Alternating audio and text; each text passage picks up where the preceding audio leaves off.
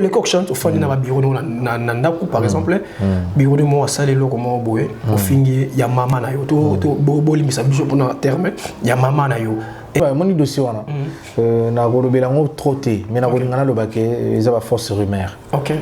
Vous comprenez? Non, ils ont d'une façon qu'on a biso mabe. C'est-à-dire tu vas comprendre que mon pépé sourié bakanga ngoti. Tout à fait. Botika magamboana ils ont une importance. OK.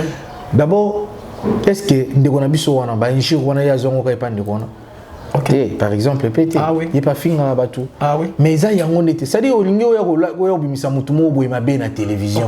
Pour mo kile inae. Na bité ngona na websa héritier watanabe goga. Ils en a pas tout faut là pas bon na vie. OK. On pas il faut là pas bon parce que moni na nenga fauté. Ba polémique on a besoin na monter. Et faire traîner ces musiques na biso na bassesse. OK. Les autres commis ni les autres monde ba faire na biso wenge. Voilà. C'est un exemple à suivre. 25 ans après la vie na biso wenge ceux qui bango basala ka bongo te mais le biso to bimati. Tout à fait. Alors bango basali bongo basangani c'est que ils a force pour na biso. Tout à fait. To comme ça ngote que ba rankine zo ngapo ba viona ba yina mutu boye basa ti. OK. OK. Mais ça rapidement héritier watanabe wana za bilo mikie. Vérifier de son auto. Ça dit les avou de l'eau vérifier c'est du mensonge. On comprend on a un scénario to yebi. OK. Ba scénario wana to yebi yango. Ils a tout ça sur na besoin ngote. Et le Congo a besoin d'évoluer. Tout à fait, tout à fait. La culture na yena nyo sur Congo on a besoin de la basse soana. En tout cas leader américain na landako trop na lingako trop le barabio ça la boulot no qui tozo mérité parce que outi na ba grand ébélé. Tout à fait. Soko salaki plutôt choix héritier Watanabe ou yebaki pourquoi salaki choix héritier Watanabe.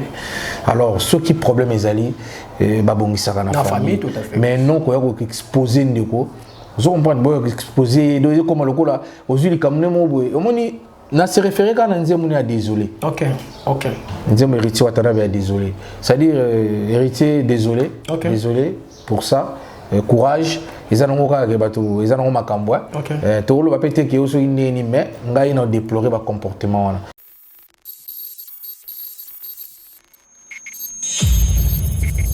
Bonjour Kinshasa, bonjour Europe, bonjour Amérique et bienvenue chez moi, tonton Kinshasa, papa Songi de la presse congolaise. Et donc voilà, c'est un peu ça. Laissez-moi dire merci beaucoup, Navande Konyos, vraiment, Bazalarawana pour nous soutenir, Moussa, Nabichou, Chikai, Bazalarawana pour nous informer, Naba émission, Nabichou, donc voilà, fidèle Nyonchou, il y a Planète, Solo Bien Télévision, toujours ensemble avec vous. Donc voilà, c'est un peu ça. Aujourd'hui, je suis pas seul, je suis avec mon collègue artiste congolais, vraiment Salah Moussa, elle est tellement kitoko, donc voilà, je pense que tout boye bien déjà et donc voilà et na kombo ya les coqs chantent donc voilà ça s'appelle ça mon quoi chanteur congolaise vraiment bateau molanga drapeau ya République démocratique du Congo d'une manière musicale. Laissez-moi dire un grand merci à vous Lenny compresseur porte-monnaie magique donc voilà moi na Akenda Sango vraiment na kati ya Paris Europe Amérique partout dans le monde. Voilà un grand merci à vous aussi mon boss les rois Kundi ya les boss donc voilà là je vous salue un grand merci à la grande équipe technique où vraiment accompagner pour nous repérer Sabino Bartholté Nathan vous allez pour ça vous allez actualiser. Merci beaucoup à vous et là c'est ma caméra Trésor Ndinga donc voilà là où je vous salue. Merci beaucoup à vous aussi mon secrétaire général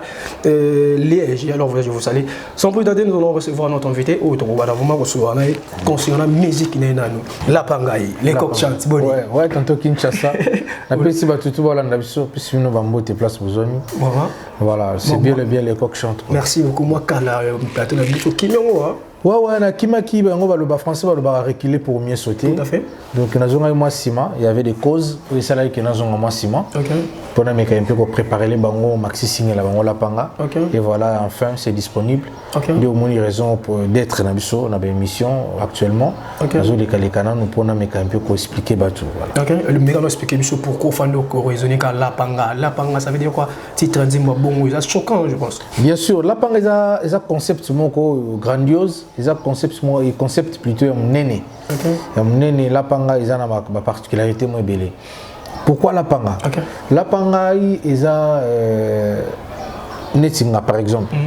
Ngai mona se retrouver na kati la panga. OK. Parce qu'il y a des CO peut ba sunga ngai te pona koma na niveau na ça. Tout à fait. bato ebele basunga ngai te lelo bato ebele mpe balinga kotia caméra na nsima te mpo okoma oyo donc bato wana fe balapa donc moto alinga te apousse yo okende liboso na carrière na yo na eloko moko osalaka quelconque lobi nango ntango amoni oexerce na bandenge no obundi sans effort na bango okomi na niveau wana bango bakomi koya donc bato wana nde fe balapa voilà donc nga na terme artistique na tia yango netinga na yemba bato ebele na bwaka bato ebele bamisi ebele baza bavictime wana bayembela bato banzembo basanzola bato moto ayoki ka nzembo na telefone afina bouton to alingi te carrière artiste wana évolue ndenge moko mpe na surtout côté mo nazoyeba mpe nazo réconforter bafumeur omoni bafumeur place bozali en tout cas boyokanga message oyo eza très important mpona bino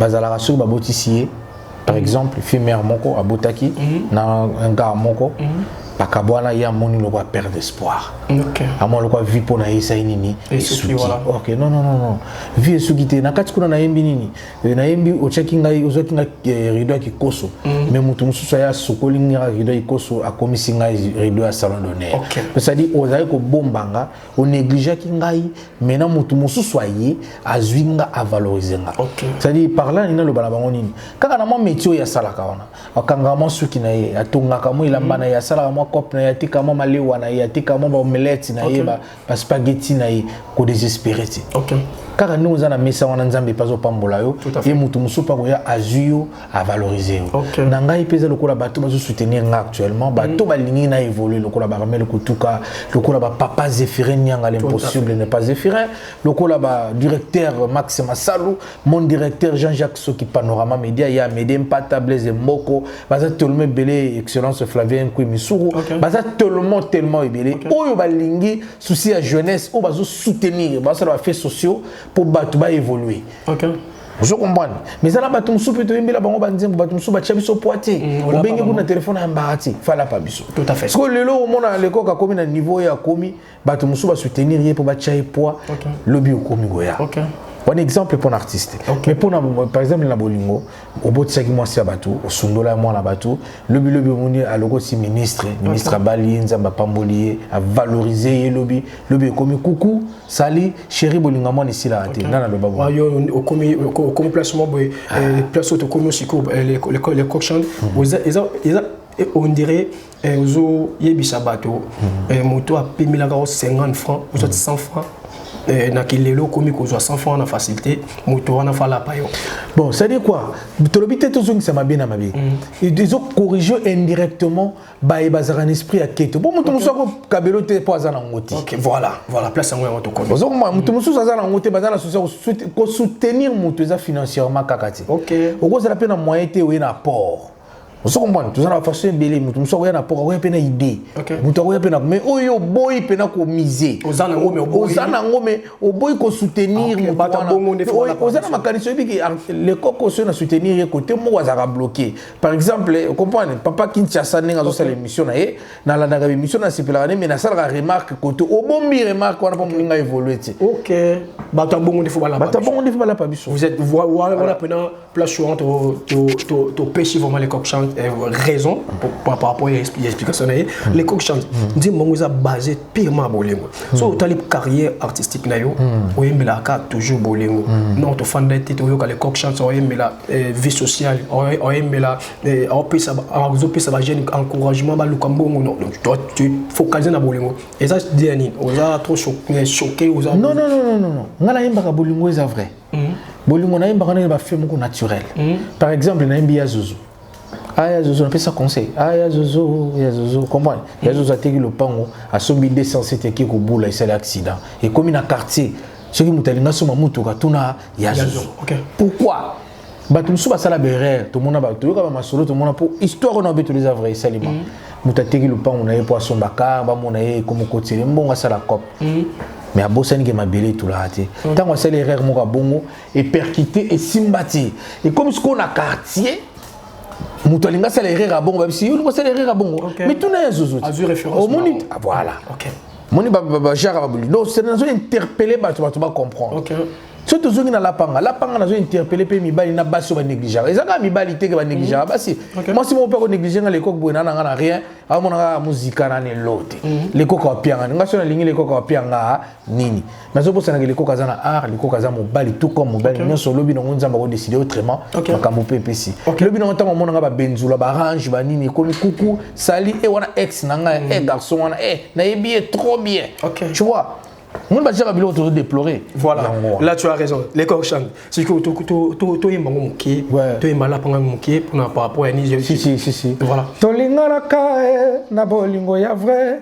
Zala pempiaka bilena bisolamu puisque mabongani zabolwa koti bolingwe okoma kofinga koimilinga partout na bondela yoi yobono koyoka ngai lelo kutingana motolingo salazwa lapanga iku kobota na mokili ezali feni monde te rido tiakina kikoswe komia salodone Zéphira lokoti ngai nyanga sukolinga a présenter ngai lelo pe na miso bato papa oye lisusu kosongisa nga ridawese la pangaye.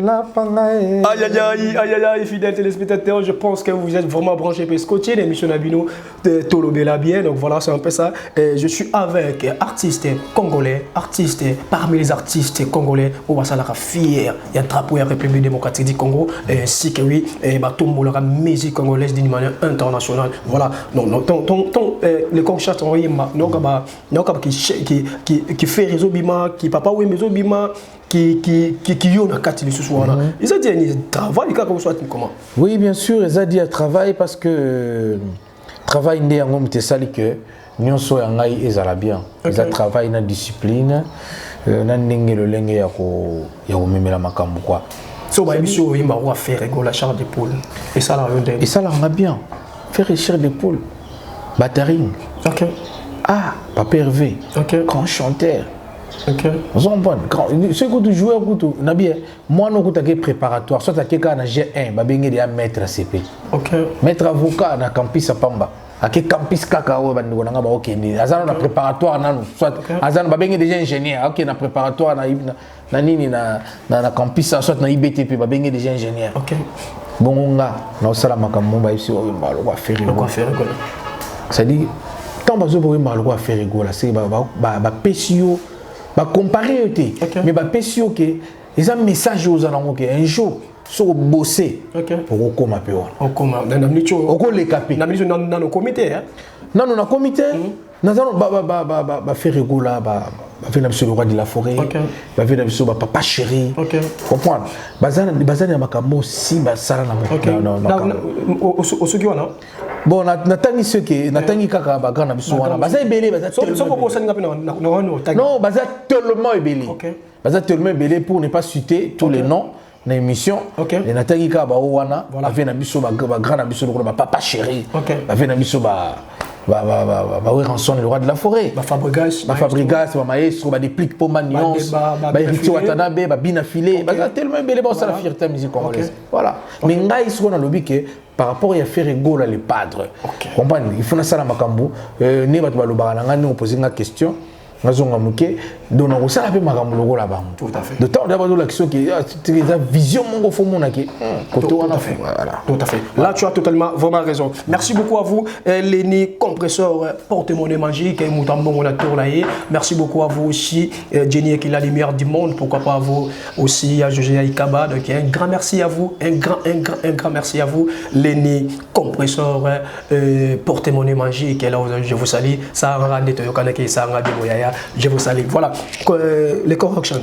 Différence en musique, la musique, la bichou, ma BBC en makasi et comique qui afro, mais rumba, pire ma rumba. Tout le monde a sous la musique en côté. L'année musique à Nigeria, l'année musique européenne, l'année musique américaine. Bon, on a l'ingénieur Lobaboué par là, et ça c'est une très belle question. Il faut là-bas comprendre. Rumba, ils ont état d'esprit. Ok. Comprendre. Tu vas comprendre. C'est-à-dire rumba, na kati originalité rumba, ils ont état d'esprit en mouton ça et la rumba. On ça la rumba afro, ça la rumba R&B, ça la rumba facette tout ligne rumba décalé. OK. Vous comprenez? Le rumba est dans état d'esprit. Et ça le coup application téléphone. Vous comprenez? Application du jour au jour ça la mise en jour. OK. Tant que ça la mise en jour on sait makamba sika. Et on a musique du jour au jour zo botama ba branche nango et se multiplier. De pour n'engagez ma bêtise. Ba ça la rumba afrobeat, ba la rumba beat, ba la rumba R&B. Donc ils ont dépendre d'un concept ya mutu ou azo concevoir rumba. Pour rumba c'est état d'esprit. OK. Si vous avez pas la mission de système, ba beta na OK jazz, ils ont demba. Rumba. Odemba. Si vous avez la mission Friza, beta viva la musique, beta rumba. Zaiko beta rumba. OK. Vous comprenez? Papa la mission à Kala. Bino boye okota ba instrument mususu na. Voilà, papa na fait la mission King Kesere Menea, beta rumba, fait la mission Quadra Koraman, au fiolo milieu, beta chachu. OK. Ba fait la mission wenge, ba yena wenge na makamba wenge rumba. Ça dit rumba est état d'esprit, ya mutoyo azo salela yango. OK. Voilà. Neti ngape boye le coq na na rumba, neti nzemo mona beta ponkul, na rumba folk. OK. Yo meyele betu kwende na chapon kwilwe. Yo meyele betu kwende na chapon kwilwe. Comprendre? Ah, neti rumba wala. Rumba mbolembo, makambo na kituko. Vous en voyez? Mame, bolantame, mame, wapina pie, mame, kokuna pie, mame, kokuna pie, mame, betuta kwenda kuzamila, lekoke, kilumuta kuisa koke shonte, bankakataka ngama na kusonga, bampangi.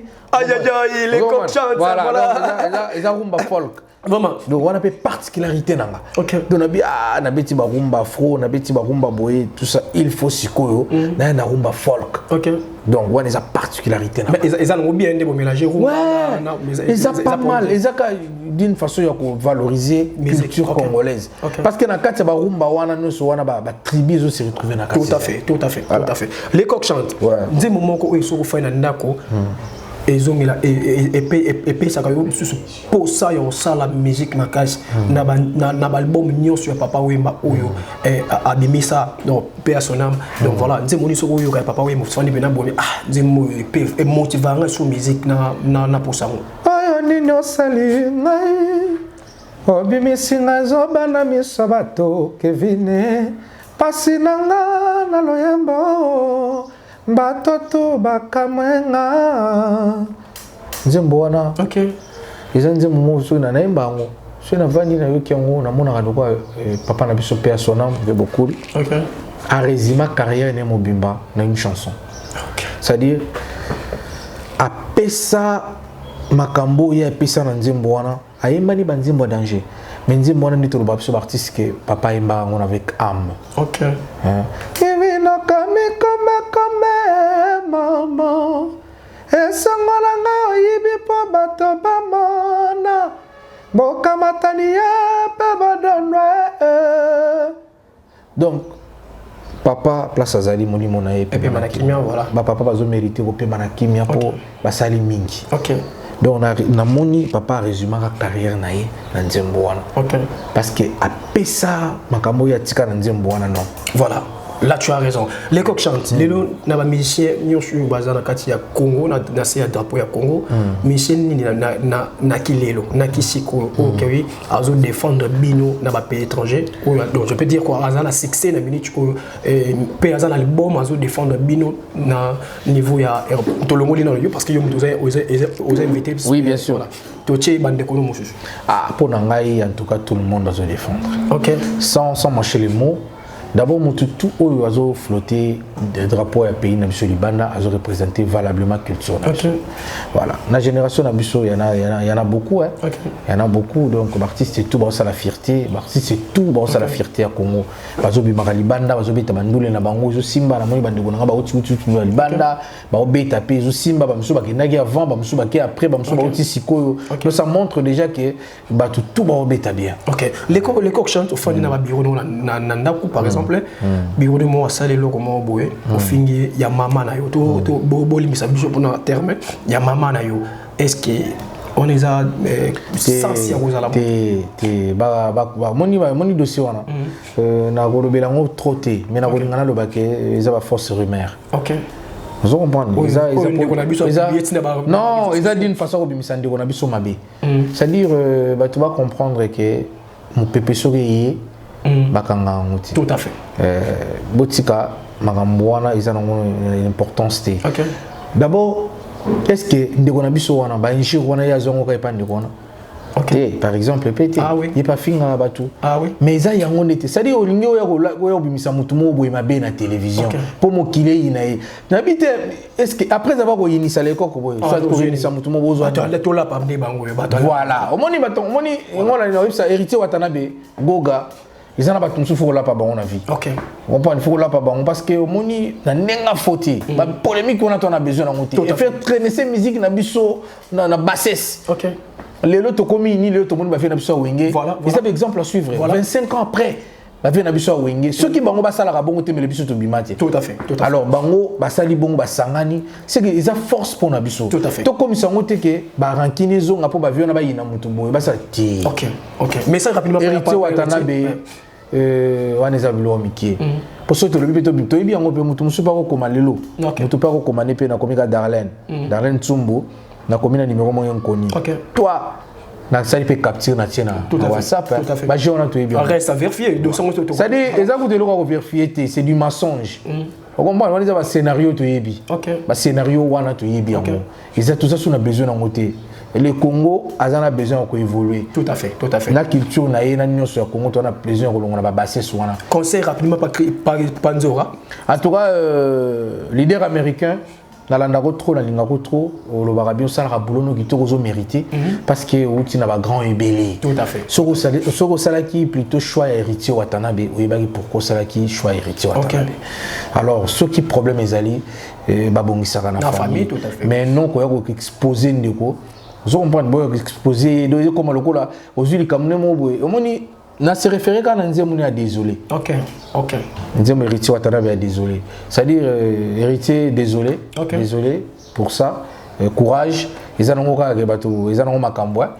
To lo ba pété que oso ni mais ngai na déplorer ba comportement wana. Voilà. Venjora leader américain zala na yoyo salaka boulono bien autour no pété parce que ba tebele ba linga façon na yo ningo salaka même ngai mo pété na zala na linga pe façon yo salaka parce que za façon yo salaka comme ça no popé ça ba tu visibilité au lobela batu mais tout le ko créer les camboutés sira les cambou exacté na zoki pe suna ba journaliste na zoki pe na ba monteur na zoki na ba caméraman ça dit quoi ba monteur na biso botika pe ko monter liloba o ezalaki ya oyo te bo monter bo sangisi na oyo pour esa la flamme et puis ça buzz. Ça dit Babylone on a la réalité de part et d'autres responsabilités à partager. Tout à fait. Alors on a le bara bati héritier ça m'a amené au salaire évolue bien. On se comprend. Voilà, ça évolue bien, ba vient na ba PC chance et puis ça le kunyate tout évoluer tout qui est bien. Voilà. Et les coq chantent Lelo producteur moi mon ami ati ba paquet nanger à émission au sala featuring na 4 musiciens oye a proposé non oye a proposé pour producteur 4 musiciens tangi la biso net pour nga na préféré dans la génération na biso pour na préféré génération na biso ba vient na biso si tout ba bonga ba vient na ba sala déjà makambo danger ba ça sunelo to ba prouver biso génération na génération na biso na otanga d'abord on a featuring na pomba des plics déjà un c'est bon héritier Watanabe Ibrator Piana Bazavo Tcheka 4 mais faut chata 5 c'est 5 rapidement héritier Watanabe des plics pour nuance déjà to bandagi na déjà Ibrator Piana 3 Fabrigas Maestro voilà et puis Binafilé. Là tu as raison, totalement raison. Voilà. Et les coqs chantent selon mes formations bureau nayo on en a failli côté marketing bazo tech artiste là bien est-ce que tu es sûr qu'il y a un département marketing aux faibles? Oui bien sûr mon histoire le bail n'a pété parfois ils ont makamsu no yebate. Voilà donc il faut le balanga likambo pour ngai moko na zo idée ya koyeba ndenge nini nako évoluer na makambo wana. Voilà, donc toujours lancer toujours appel. Bah nous sommes a besoin de collaborer avec un artiste. Bah nous sommes a besoin de travailler un artiste. Tout à fait. Artiste azawana, boya besoin de numéro contact. Voilà. Plus 243 89 83 70 297. Rapidement. Donc voilà. plus 243 89 83 70 297. Yo muto zana likanisi pour artiste à évoluer, talent et trébucher. OK. Si vous avez un thème, au bout de soutenir l'artiste, na pensée na yo. OK. Yango batu ba la papiso. Tout à fait. Alors voilà papiso te biso plutôt la papinoté, il y a kana apport na yo pemeni artiste, il y a kana pensée na yo, il y a kana idée na yo pour artiste à évoluer. Voilà, fidèles téléspectateurs, je suis là tonton Kinshasa, monsieur Kinshasa, toujours ensemble avec vous pour la informer millions de gâteaux mais ça na pour ça actualité à l'artiste congolais. Donc voilà, laissez-moi d'abord dire un grand merci et Lenny compresseur, porte-monnaie magique, Yaya Salaka, Netoyo Kanaki, ça va me plaire, je te dis. Donc voilà, un grand merci à vous aussi. Les rois Kunzi, donc voilà, toujours ensemble pour la vie. Donc voilà, ça fait ça. Les coqs, bientôt nous allons chuter. Donc Lelo na katia musique congolaise. Impolitesse grave écoute na ta musique congolaise. Bana miki bazo to sa sou mikoloté, mikoloté bazo sa sou bana miki. Pour na nini beaucoup mina 6 millions. Magambo maman Nancy Boakassa Kalala, moi c'est ma sananga fiston Kalala, je te salue madame. Aloba nangango. Ozomona impolitesse. C'est yé karabou moment impolitesse soana, c'est-à-dire impolitesse soana d'abord, il faut to le belana d'abord impolitesse c'est ça. Nettoir. C'est-à-dire que nous avons une la société, soit à l'Ibanda, soit à la famille. Tout d'abord, il dépend de l'éducation de base. Tout à fait. Succès, toujours matière à Moutoumapeka. Mais il faut que vous ayez la pied sur terre. Et impolitesse, c'est comme manquer de grand respect, on a déploré, on a condamné avec force. Parce que jamais na kozana pour le roi de la forêt. Oui, le roi de la forêt na beta le coq chanteur ensemble. Na beta le coq chanteur ensemble. Na beta le roi de la forêt, le seul artiste. Na embela nzembo campagne électorale na Fabrigas Maestro. Na kenda na orchestre na nga awati campagne électorale avec le roi de la forêt. Na sala kango pona ni pona ko interpeller ba artiste oyo ba uti na orchestre ba ebisa biso bokewe mbongo ebimarate non ezako mbongo non ezako mbongo ti nalobi le roi de la forêt c'est un patron big boss ndenge ko longola ngai pena na orchestre na nga awa pisi ba piti na ngate lokote ezo sir ils a raté mais tu as ko zala te pe salima mbongo ti et les canons deni ça dit et les cas kitoko ngai na ki ngai d'abord ngam na kende ko solliciter le roi de la forêt. Vous comprenez? Il faut tout le monde. Moi, les Babylons, je vais interpréter la le roi de la forêt, il a battu Wanati. C'est-à-dire qu'il y a pire petit dans le sens que tout ça bana. Comme le roi de la forêt important, il est belé. Ngai na moni ngana mona maile na kozela te papa na ngai azana besoin de kambumo boy pa na ngana zela papa na ngabenga ngapona kende. Vous comprenez? Nga mona kende ki na moni le roi de la forêt a proposé idée petit na c'est bon ils a bien tout ça. Voilà. Donc c'est que nous avons un calcul là on a bané ko s'attendre na makambo wana. Voilà, ba vena biso baza ba icône ya musique tout tika ko pakola ba ba biloko musu oyo bango ba yebi ku tuti mutu na makoloti. Voilà. Donc ça dit na question sur la question ngai na le roi de la forêt wana père nanga na sala les coqs chanteurs ensemble na zaki na ambition na sala qui on a valorisé vient na biso de son vivant et interpeller artiste musu ba yebake ba vient na biso wana ba papa chéri ba vient na biso ba quadra koraman ba vient na biso wazekwa ba ferré ba fali pupa baza bato yo batie ba moyen na bango pour ba sauver ba vie ya bato. Héritier Watanabe ba biso ba les coqs chantent ba des pliques pour maniance ba tout. So faire déplacer bana bato futeli bango de ba billet ba restauration ba ni ba ke ba zui vie ba zongi baza bata osana bango ba jeter zali panango ba. Alors tous on a intérêt à se protéger pour protéger ba patrimoine. Oh lelo na musique na bino fali pupa a télémeli wenge. En bêta, un stade de martyr doublé. Et na limité. Rapidement, conseil pas fallu. Na limité, d'abord, moni tout le baba vérité. Baza artiste congolais na biso. Na limité que na ndenge na ebeli fali pupa. Ako. Kobim ça va popo on a. Abimi ça pété. Abimi ça pété et puis ako le bangoti. Vous on papa ebi que baba via wenge baba via wenge baba vient na ya banda ba pesa goua au sala ndule quel que soit les cas il y a un problème dans les années est-ce que kobeta martyr wenge musique à maison ya wenge BCBG 4x4 fait indisposé bato non ça dit mutuna mutana makamne mais basta de martyr on va faire biso ba denir l'esprit bato ndisa tout à fait vous comprenez ça que ça sanya mama sanya ya mamwilu sanya ya makambo ah oui oazo mona kaza capable akende obeta ah oui c'est un problème vous comprenez ça dit ba vient na biso wenge ba beti tondi plein avant wana le gouverneur Gentini Mbaga Ngobila ACP voilà fallait pour papier fallait pour papier na 10e mois na zoka awa stade des arts bon yango na sa limité to zelango total ya ekoleka ngana yebi ke ekoleka nango bien tout à fait voilà artiste na biso mboka mais bato ba komisa likambo wana te lokola ya osala guerre moko boye na ba vie na ye bato parce que biso en soi artiste eloko to déplorer